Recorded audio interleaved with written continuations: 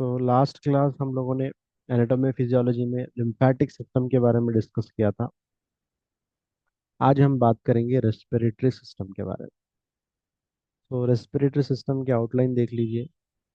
Knows and nasal cavities, pharynx, larynx, trachea, lungs, ये सब इसका एनाटॉमिकल स्ट्रक्चर्स है। एल्वोलाई और उसका मैकेनिज्म है, फिजिकल फिजियोलॉजी आपको देखने को मिलेंगे।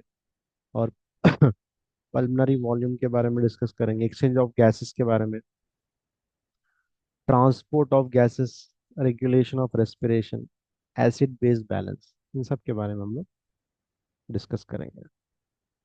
तो आइए शुरू करते हैं। Respiratory system.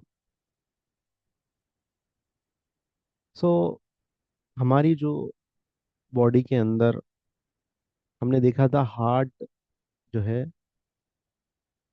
उसके दो चार चैम्बर्स, दो चैम्बर्स में डीऑक्सीजनेटेड ब्लड रहता है, दो चैम्बर्स में ऑक्सीजनेटेड ब्लड होता है। तो ये ऑक्सीजनेट डीऑक्सीजनेटेड ब्लड को ऑक्सीजनेटेड में कन्वर्ट करने की जिम्मेदारी जो है वो है लंग्स की फिजियोलॉजी। ठीक है, क्योंकि without oxygen you can not work, आपकी बॉडी फंक्शन नहीं कर पाएगी। बॉडी के लिए एनर्जी, बॉडी एनर्जी डिपेंडेंट। ठीक है, तो एनर्जी मिलेगी आपको कार्बोहाइड्रेट से और ऑक्सीजन से। जब तक कार्बोहाइड्रेट्स और ऑक्सीजन नहीं रहेंगे बॉडी में, आपको एनर्जी नहीं मिल पाएगी। ठीक है, तो एनर्जी के लिए ऑक्सीजन का होना बहुत ज़्यादा ज़रूरी है। तो ऑक्सीजन को प्रोवाइड करने वाला ऑर्गन है लंग। और ऑक्सीजन को प्रोवाइड करना ही नहीं, बल्कि कार्बन डाइऑक्साइड को एलिमिनेट करने की जिम्मेदारी भी लंग्स की ही है। ठीक है, तो हम एक मिनट में मिनिमम 10 to 20 टाइम्स क्या करते हैं, ब्रेथ करते हैं, सांस लेते हैं। एक है ब्रीथिंग, इनहेलिंग, एक है एक्सेलिंग। इनहेलिंग का मतलब है सांस अंदर लेना, एक्सेलिंग का मतलब है सांस बाहर छोड़ना। इनहेलिंग में हम ऑक्सीजन इनटेक करते हैं और एक्सेलिंग में हम कार्बन डाइऑक्साइड एक्सहेल करते हैं, निकालते हैं। ठीक है, तो ये बहुत ज़्यादा इंपॉर्टेंट है। और कार्बन डाइऑक्साइड हमें मालूम है ये वेस्ट प्रोडक्ट्स, एनर्जी जनरेट करने के बाद एनर्जी के साथ कुछ वेस्ट प्रोडक्ट्स मिलते हैं, बाई प्रोडक्ट्स मिलते हैं। उसको बॉडी क्या करती है, एलिमिनेट करती है। तीन तरह है कि हमें वेस्ट प्रोडक्ट्स देखने को मिलते हैं। एक है लिक्विड, एक सॉलिड फॉर्म, एक एयर के फॉर्म में। एयर है, सॉलिड है और लिक्विड है। यानी एक हवा के जरिए से निकलती है, वो है, इसकी जिम्मेदारी है आपके लंग्स की है। सॉलिड के जरिए से आपके लार्ज इंटेस्टाइन की जिम्मेदारी है। और लिक्विड के जरिए से जो गंदगी निकलती है वो उसकी जिम्मेदारी किडनी पे। तो ये थ्री ऑर्गन्स बॉडी के लिए बहुत ज़्यादा ज़रूरी है। क्योंकि हमारे बॉडी के अंदर जब उसके अंदर मेटाबॉलिज्म होगा, एनर्जी प्रोडक्शन होगा, तो वेस्ट प्रोडक्ट्स भी हमें मिलेंगे। बाई प्रोडक्ट्स, जो वेस्ट प्रोडक्ट्स है ये बाई प्रोडक्ट्स है, उसके नतीजे में निकल रहे हैं। ठीक है, तो इनको एलिमिनेट करना ज़रूरी है। जब तक हम एलिमिनेट नहीं करेंगे बॉडी के अंदर, वो दिक्कतें पैदा करती है। तो ये इनर डिसऑर्डर्स बोल सकते हैं। जैसा कि हमने देखा था, इंटरनल डिसीजेस, एक्सटर्नल डिसीजेस है। तो इंटरनल डिसीजेस का कॉज इन ऑर्गन्स का सही फंक्शन न करना भी है रीजन, क्योंकि हम वेस्ट प्रोडक्ट्स को एलिमिनेट नहीं कर पा रहे। तो आजकल जो हमारे मेटाबॉलिक डिसऑर्डर्स है, उसके रीजन ये थ्री ऑर्गन्स भी देखने को मिलते हैं। ठीक है, अब आइए बात करते हैं हम रेस्पिरेटरी सिस्टम के बारे में। सो ये इंट्रोडक्शन था रेस्पिरेटरी सिस्टम का। रेस्पिरेटरी सिस्टम में हमें upper respiratory track, lower respiratory tract मिलता है। अपर रेस्पिरेटरी ट्रैक में हमें क्या क्या है, देखिए। नोज है, ये हमारा नोज है। आगे देखेंगे नेजल कैविटी है, एम्प्टी स्पेस यहाँ पे देखने को मिलेगा।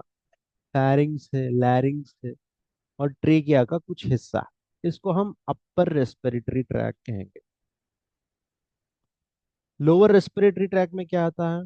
आपका लो ट्रैक या नीचे का हिस्सा ट्रीकिया का, जिसको हम विंड पाइप भी कहते हैं। और लंग्स है आपके, दो टू लंग्स है। ठीक है। और उसके अंदर ट्यूब्स है, ब्रोंकियल ट्यूब्स और एल्वेलाई। ठीक है। ब्रोंकियल ट्यूब्स और एल्वेलाई। और साथों साथ रेस्पिरेटरी सिस्टम में, रोवर रेस्पिरेटरी सिस्टम में आपको जो हमारा लंग्स है उसकी कवरिंग भी आ जाएगी, जिसको हम प्लूरा कहते हैं। ठीक है। अब प्लूरा के बाद रेस्पिरेटरी मसल्स है, यानी नीचे डायफ्राग्राम है, जो मसल्स हेल्प करते हैं ब्रीथिंग करने में। ठीक है। और साथों साथ इंटरकोस्टल मसल्स है, यानी जो रिब्स है, रिब्स के बीच में मसल्स है, ताकि मसल्स सपोर्ट करते हैं आपको एक्सपिरेशन और इंस्पिरेशन। ठीक है। तो इससे क्या हुआ, इतने ऑर्गन्स हमारे बॉडी के अंदर है रेस्पिरेटरी सिस्टम में। अपर रेस्पिरेटरी सिस्टम में आपको नोस मिलेगा, नेजल कैविटी मिलेगी, पैरिंग्स मिलेगा, लैरिंग्स मिलेगा, अपर ट्रेकिया मिलेगा। लोअर रेस्पिरेटरी सिस्टम में आपको लोअर ट्रेकिया, ब्रोंकियल, एल्वोलाई और लंग्स, लंग्स के ऊपर की कवरिंग के बाद उसके मसल्स, डायफ्राग्राम और इंटरकोस्टल मसल्स। तो ये सब देखने को मिलेंगे हमें upper respiratory tract, sorry lower respiratory upper. तो ये देखिए आपका अपर रेस्पिरेटरी ट्रैक। ठीक है, आपका अपर रेस्पिरेटरी ट्रैक, आइए देखते हैं थोड़ा एक एक के बारे में हम डिटेल में डिस्कस करेंगे। ये आपका होगा नेल्स। तो यहाँ पे कैविटी है, स्पेस, इसी को हम कहेंगे नेजल कैविटी। और यहाँ पे देखिए आपका फेरिंग्स है। फेरिंग्स, ये पूरा एरिया यहाँ से लेके यहाँ तक, ये पूरा एरिया है। यहाँ पे अगर है किसी को नेजल है, इसलिए नेजो फेरिंग्स कहेंगे। यहाँ पे माउथ का एरिया, ओरो, ओरो मतलब ओरल, खाने की जगह। ओरो मतलब ओरो, फेरिंग्स ओरो फेरिंग्स कहेंगे। लैरिंग्स यहाँ पे है, वॉइस बॉक्स आपका जहाँ से आवाज निकलती है, वो है आपका लैरिंग्स। और इसको फेरिंग्स का एरिया है, तो लैरिंग्स और फेरिंग्स करीब करीब है, इसलिए लैरिंगो फेरिंग्स कहेंगे। तो यहाँ पर नेसो फेरिंग्स, ओरो फेरिंग्स और लैरिंगो फेरिंग्स है। तो ये अपना नेजल कैविटी आपका लैरिंग्स हो गया। और ये अपर ट्रेकिया एरिया, ट्रेकिया का अपर एरिया। यहाँ पे आपको एसोफेगस होगा, यहाँ पे ट्रेकिया होगा। एसोफेगर मजल से बना हुआ होता है, और आपका ट्रेकिया जो है कार्टिलेज से बना हुआ। तो हम डिस्कस करेंगे एक के बाद एक। Nose and nasal cavity. अब एयर जो है आपके नोज के अंदर एंटर होता है और निकलता भी है नोज के जरिए से ही। ठीक है। और नोज जो है बना हुआ है आपका बोन और कार्टिलेज, दोनों भी है इसके अंदर। यहाँ तक आपका कार्टिलेज देखने को मिलेगा, फिर यहाँ पे आपको बोन है। ठीक है। पहले स्टार्टिंग में नोस्ट्रिल्स है, यानी जो दो होल्स है उसको हम नोस्ट्रिल्स कहेंगे। उसके अंदर क्या होते हैं, हेयर्स होते हैं। क्यों, क्यों होते हैं हेयर्स? इसलिए होते हैं जो भी आप रेस्पिरेशन कर सके या इंस्पिरेशन एक्सपिरेशन कर सके, अगर उसके अंदर कुछ डस्ट पार्टिकल्स है उसको वो ब्लॉक कर सके, ताकि वो लंग्स के अंदर ना जा सके। ठीक है। इस वजह से वहां पे आपको नोस्ट्रिल्स के अंदर क्या देखने को मिलेगा, हेयर देखने को मिलेगा। ठीक है। उसके बाद नेजल कैविटी है। ये सेम नेजल कैविटी पूरा स्पेस है। ठीक है। इसको हम साइनस भी कहते हैं, नेजल साइनस। ठीक है। नेजल कैविटी, तो साइनस खाली जगह, स्पेस, नेजल माने नाक के रास्ते से आ रहा है, इसलिए नेजल कैविटी कह रहे हैं। ठीक है। इसके पास दो नोस्ट्रिल्स है, दो नोस्ट्रिल्स को डिवाइड करने के लिए एक लाइनिंग है, जिसको हम कहते हैं नेजल सेप्टम। इसको हम क्या कहेंगे, नेजल सेप्टम। ये बना हुआ है बोन से। और बोन कौन सा है, आपके स्कल बोन्स जो आ रहे हैं, एथमॉइड और वोमर, वो बोन से मिलके बन रहा है। ठीक है। तो उसी के अंदर नेजल म्यूकोजा है, चिपचिपाहट है, यहाँ पे पूरा चिपचिपाहट देखने को मिलेगा। ये सीलिएटेड एपिथीलियम से बना हुआ है। सीलिएटेड मतलब जैसा कि हम झाड़ू या फिर यूं कहिए कंघी, उसके पास क्या है, लॉन्ग थ्रेड लाइक स्ट्रक्चर्स है, ताकि आपका डस्ट यहाँ पे ना रुक सका तो यहाँ पे रुक जाए। यहाँ पे म्यूकस के साथ आपको सीलिएटेड भी है, ताकि बाहर निकलने के लिए मदद कर सके। ठीक है। और वहां पे क्या रहेंगे, गोबलेट सेल्स रहेंगे। गोबलेट सेल्स क्या काम करते हैं, म्यूकस को प्रोड्यूस करते हैं। ठीक है, गोबलेट सेल का काम क्या है, म्यूकस को प्रोड्यूस करना। ठीक है। और यहाँ पर कॉन्ग के एक बोन भी है। ठीक है, नेजल कैविटी के पास, इधर आप यहाँ पे देख सकते हैं। मैं आपको इमेज भी बताऊंगा, यहाँ पे देखिए। ये देखिए आपका, ये देखिए, ये बोन जो है ऐसा निकल के ऐसा लाइनिंग के जैसा है। इसको कॉन्के कहते हैं। इसको ऊपर सुपीरियर, मीडियल और इंफीरियर कहते हैं। और ये एथेमॉइड बोन का ही एंडिंग आके यहाँ पे आपका सेप्टा बन रहा है। ठीक है, तो बहुत इंपॉर्टेंट है ये सब चीज। ठीक है, तो यहाँ तक हमने देखा। नेक्स्ट, उसके बाद क्या है, तो यहाँ पे क्या है, कॉन्के क्या करता है, स्पेस प्रोवाइड करता है। ठीक है, ताकि नेजल म्यूकोजा पूरा फैल सके, अगर कुछ वहाँ पे इन्फेक्शन या कुछ डस्ट है तो उसको रोक सके। और वहाँ पे क्या होता है, ये ह्यूमिड होता है, नमी रहती है वहाँ पे। और साथों साथ थोड़ा हीट भी रहता है, ह्यूमिडिफाइड और वार्म होता है। ठीक है। और क्योंकि एयर भी क्या है, नमी वाला एयर।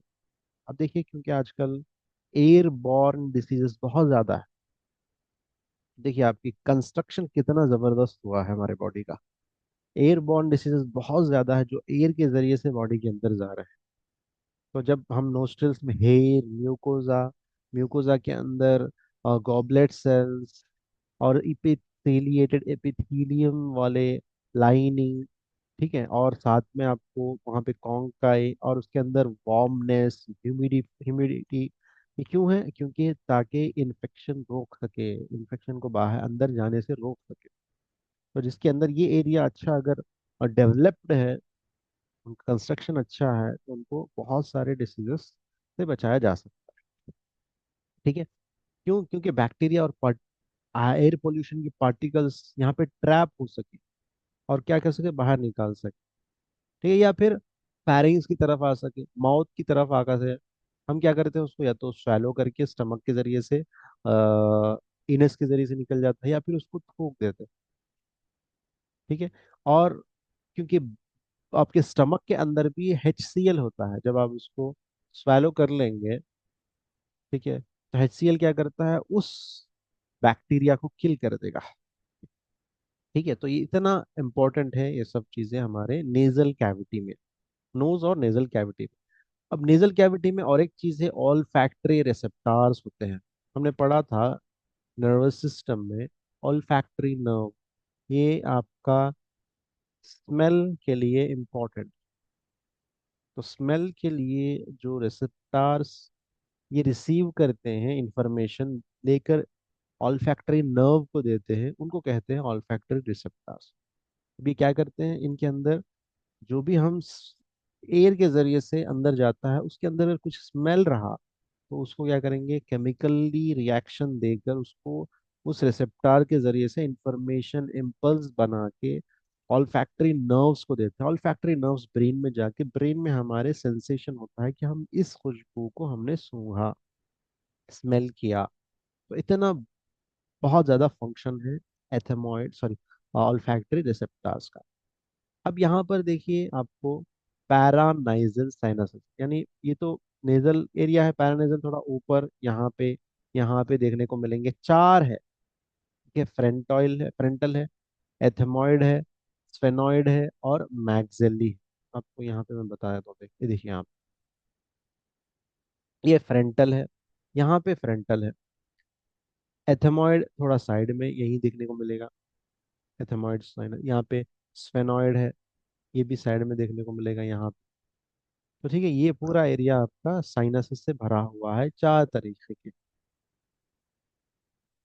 ठीक है, तो इसमें क्या होता है, इसमें ये स्पेस होता है। क्यों होता है, ताकि जब भी यहाँ पे कुछ ऐसा पार्टिकल आ गया जो अंदर जाने से क्या है, नुकसान हो सकता है। तो यहाँ पर क्या है, आपके साइनसेस है, ताकि वो रुक जाए, वहाँ पे ट्रैप हो सके। और आपको एक आ,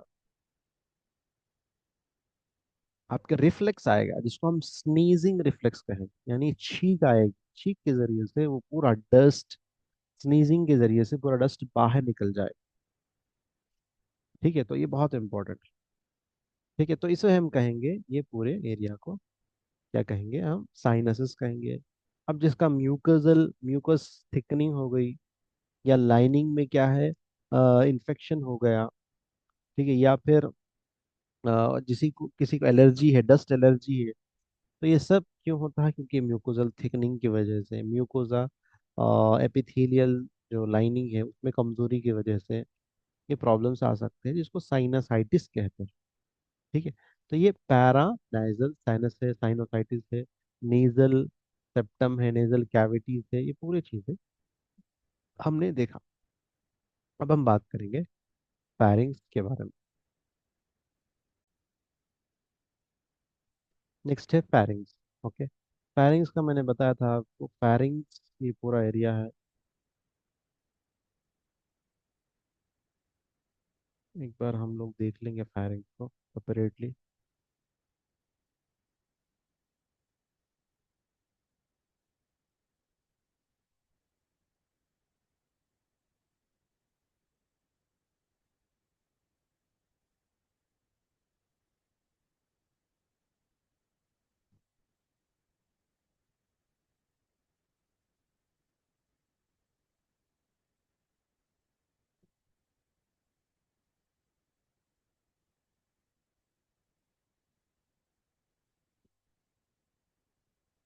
तो देखिए आप, ये पूरा एरिया, ये नेजल एरिया है, नेसोफैरिंग्स, ये ओरोफैरिंग्स, ये लैरिंग्स है, लैरिंगोफैरिंग्स।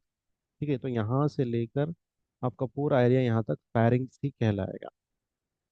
ठीक है, तो ये बहुत इंपॉर्टेंट है बॉडी के लिए। क्यों इंपॉर्टेंट है, अभी हम पढ़ेंगे पैरिंग्स के बारे में। ये बना हुआ है, ये मस्कुलर है पूरा, यहाँ से लेके आपको पीछे के एरिया से यहाँ तक पूरा देखने को मिलेगा, मसल से बना हुआ। ठीक है, for descriptive purposes the pharynx may be divided into three type parts: naso, oro and laryngo. The uppermost portion is called nasopharynx, ठीक है, जो नेजल के पीछे रहता है बराबर। Soft palate is elevated during swallow to block the nasopharynx। तो हम जब खाना खाते हैं, जो सॉफ्ट पैलेट है, आखिरी का हिस्सा है जबान है, वो फैल जाता है ताकि हम जो भी खाएं वो नाक के अंदर ना जा सके, वो अंदर आपके जा सके, and prevent food or saliva up going up rather than down. The ovula is the part of soft palate you can see at the back of the throat. On the posterior wall of the nasopharynx is the adenoid and pharyngeal tonsils. जो nasopharynx है वहाँ पे हमारे tonsils है। दो तरीके के tanks, adenoid है और pharyngeal tonsils। ये lymph node that contains macrophages। इससे पहले हमने पढ़ा था lymphocyte या लिम्फेटिक सिस्टम में टॉन्सिल्स, जिसके अंदर क्या है, मैक्रोफेजस है, जो भी बैक्टीरिया, देखिए प्रोटेक्शन के लिए कितनी चीजें हैं, देखिए आपको इस एरिया से, ताकि बैक्टीरिया या इन्फेक्शन अंदर ना आ सके। तो ये टॉन्सिल्स क्या करेंगे, इन्फेक्शन को रोकेंगे। ये कहाँ पर है, यहाँ पे नेसोफेरेंस के पीछे। और यहीं पर कान से एक ट्यूब निकल के आता है, उसको कहेंगे हम इकोस्टियन ट्यूब। ये कान से मिडिल ईयर में जाके टच करता है। The purpose of the Caustian tube is to permit air to enter or leave the middle ear, allowing the eardrum to drive vibrate properly। क्योंकि साउंड जब जाता है ईयर ड्रम को वाइब्रेट करता है, वाइब्रेट करने के बाद जो एनर्जी प्रोड्यूस होती है उसको निकलने के लिए जगह चाहिए। तो इसीलिए वो एकॉस्टियन ट्यूब को रखा गया ताकि एयर वहां से रिलीज हो सके। ठीक है, तो नेसोफैरिंग्स के पास क्या है, ये एंट्री पॉइंट है। इसीलिए क्या, इन्फेक्शन अगर किसी को हुआ नेजल में, साइनस में, तो इन्फेक्शन एकॉस्टियन ट्यूब के जरिए से मिडिल ईयर में भी जा सकता है। और जिसको मिडिल ईयर में इन्फेक्शन है वो एकॉस्टियन की ट्यूब के जरिए से नेजल एरिया में भी हो सकता है। तो ऐसा ऑल्टरनेट कहीं भी हो सकता है। Pharynx serves as both an air and food passageway. ठीक है। अब ओरोफैरिंग्स आ जाइए। अब इसके पास नेजोफैरिंग्स के पास क्या क्या है, आपको इतनी चीजें देखने को मिल रही है। नेजल फेरेंजियल टॉन्सिल्स है यहाँ पे। ठीक है, ये देखिए टॉन्सिल्स यहाँ पे है। फेरेंजियल एडिनॉइड है। और अकॉस्टियन ट्यूब, ये ट्यूब देख सकते हैं यहाँ पे, ये ट्यूब यहाँ से कान की तरफ जाएगा। सॉफ्ट पैलेट है ओव्यूला। ये सॉफ्ट पैलेट ऊपर बंद हो जाएगा, ये ओव्यूला नीचे बंद हो जाएगा, छोटी जबान जो कहते हैं। अब नेक्स्ट ओरोफैरिंग्स देखिए, ओरोफैरिंग्स में क्या क्या है।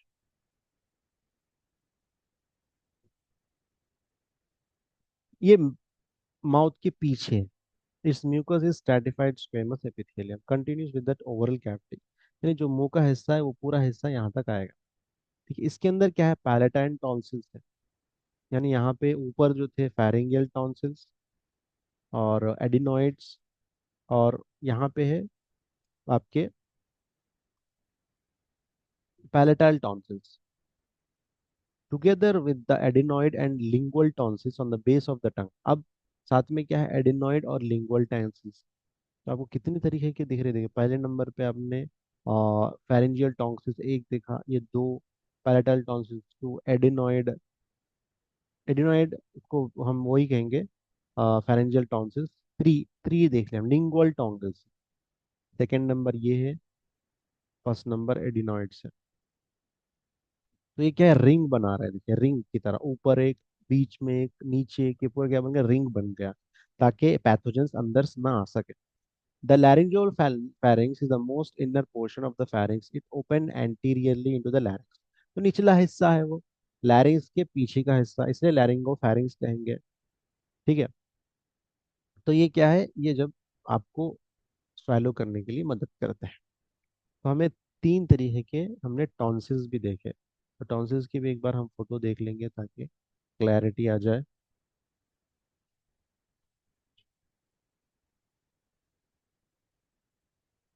हम्म, यहाँ पे देखिए आपको अच्छे से देखने को मिलेगा।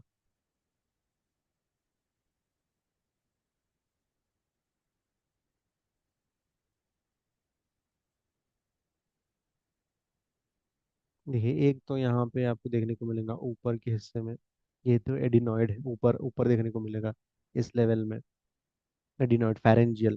फिर ये देखिए ट्यूबुलर टॉन्सिस, ये पैलेटाइन है, ये लिंगुअल, गले के पास ये जो दिखेंगे साइडों में जो दिखते हैं वो। ठीक है, एडिनॉइड्स, इसको लिंगुअल भी कह सकते हैं, पैलेटाइल पैलेटाइल टॉन्सिल्स। ठीक है। तो इसमें इन्फेक्शन अगर हुआ तो समझना कि कुछ म्यूकोजा, कुछ प्रॉब्लम है, इस वजह से इसमें इन्फेक्शन देखने को मिला। तो ये आपका टॉन्सिल्स के बारे में। नेक्स्ट लैरिंग्स। लैरिंग्स हमारा वोकल कॉर्ड, जहाँ से हम साउंड निकालते हैं। ठीक है।